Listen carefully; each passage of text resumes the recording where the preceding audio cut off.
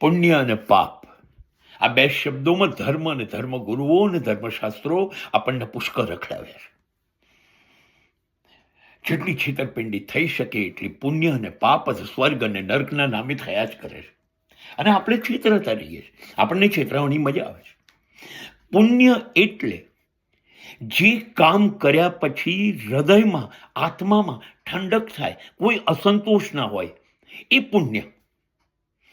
દિલ માને, હા આ કરવું છે, બુદ્ધિ પણ હા પાડે, હા આ બરાબર કર્યું, બહુ સરસ કર્યું, અદ્ભુત થયું, એ પુણ્ય છે.